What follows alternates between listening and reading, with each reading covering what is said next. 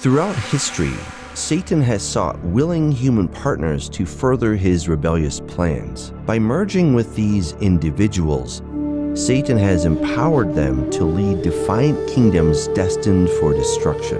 This pattern is first seen with Nimrod in ancient Babylon and will culminate with the beast of Revelation, who will temporarily rule Satan's end times kingdom.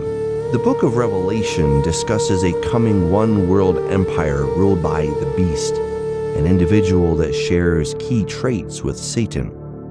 Just as Nimrod was the first post-flood Gibor, blending his identity with Satan to become a demigod, the beast will forfeit his humanity to become possessed by the dragon. For a season, this counterfeit Messiah will wield unchallenged authority over the earth. However, his reign will end in defeat, ushering in the true Messiah's millennial kingdom. After Noah's flood and the destruction of the Nephilim, which were procreations of evil angels and women, the Earth's population eventually migrated to Shinar and began construction on the city of Babel. The leader of this rebellion against God was Nimrod, who is described as history's first Gibor, or Nephilim hybrid. The term Gibor refers to a legendary hero with superhuman qualities. These individuals were mythologized after death as gods.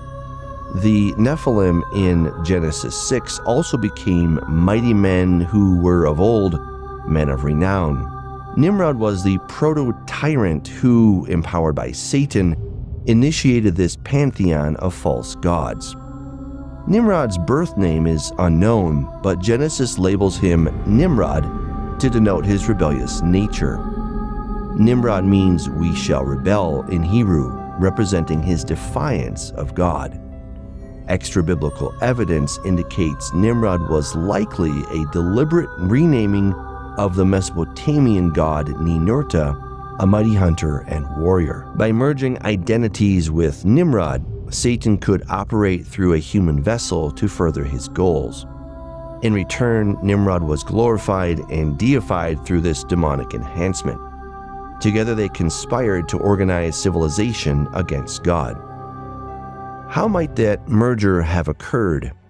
Modern science offers us some clues. A man named Chris from Nevada had leukemia and received bone marrow from a German donor.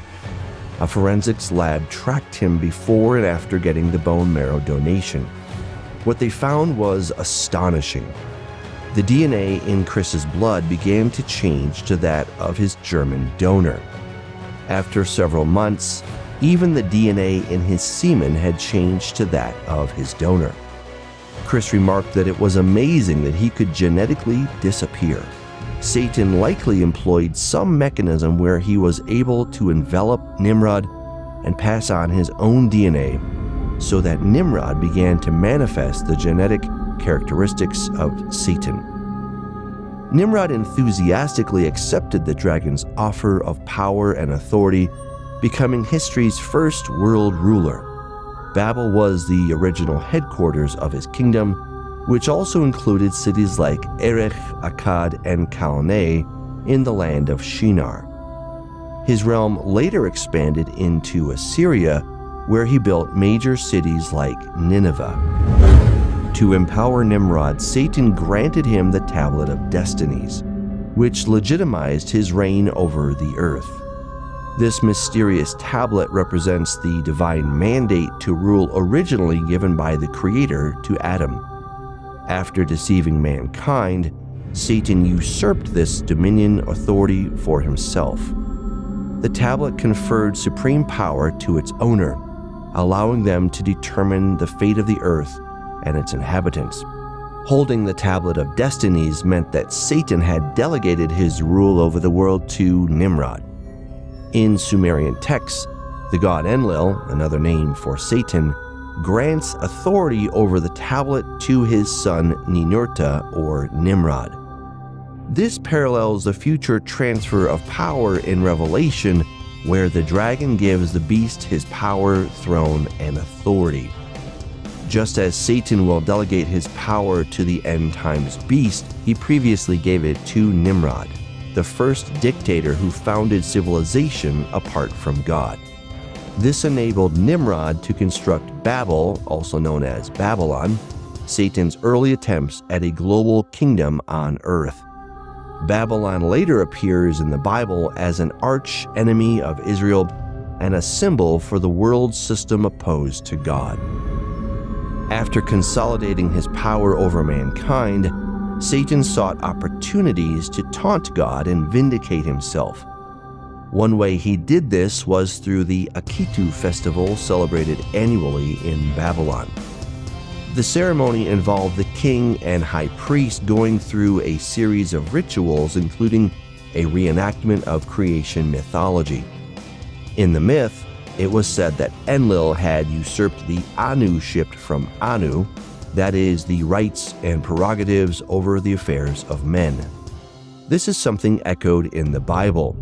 When Satan took Jesus to a high mountain, likely Mount Hermon, he showed him the kingdoms of the world and said, "All this authority I will give you and their glory, for this has been delivered to me, and I give it to whomever I wish." Luke 4:6. The most shocking rite was the mime of Marduk, another name for Nimrod and Ninurta, murdering the chief god Anu, who represented the creator. By mimicking the destruction of Anu, Satan was symbolically rebelling against God once more. The fact that earthly kings partook in slaying Anu illustrates that worldly rulers are strongly influenced by Satan's agenda. He manipulates their power to further his purposes.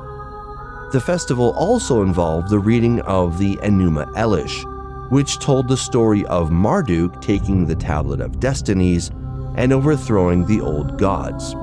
This recitation served to legitimize the authority of both king and priest, while also exalting Satan's exploits of rebellion. The Akitu provided catharsis for Satan's displaced rage against God. It allowed him to act out his original insurrection through ritual and repay the Creator for his past defeat and loss of prestige. While the characters may not be a 100% match with the Bible, the themes match up perfectly. Satan boasted that he effectively took away God's authority over the earth and then conferred it to whomever he wished. However, Satan's current mastery over humanity through deception will ultimately give way to his future judgment. The book of Revelation portrays Satan's final attempt to establish his kingdom on earth through an end-times world ruler known as the Beast. This diabolical dictator will have immense power over humanity and demand to be worshipped as a god. However, like previous world empires empowered by Satan, the Beast's reign will end in destruction. The Beast is introduced in Revelation 13, where he is described as having 7 heads and 10 horns, identical to the dragon. The fact that the Beast begins acting in the very image of Satan shows that he is completely possessed by the dragon, and his human identity is subsumed as his body becomes a vessel for Satan's rule over end-time civilization. He is essentially the incarnation of diabolical power, concentrated in a single figure. The Beast also suffers a fatal wound that is miraculously healed, mimicking Christ's resurrection. This counterfeit miracle empowers the Beast to deceive the nations and portray himself as a messianic figure. However, his sham resurrection represents the satanic ability to animate human bodies. In the end, the Beast and the false prophet are seized at the second coming and thrown into the lake of fire. The true ruler over creation will return to destroy the Antichrist spirit operating through the Beast. Jesus will then establish a kingdom of righteousness that will never pass away.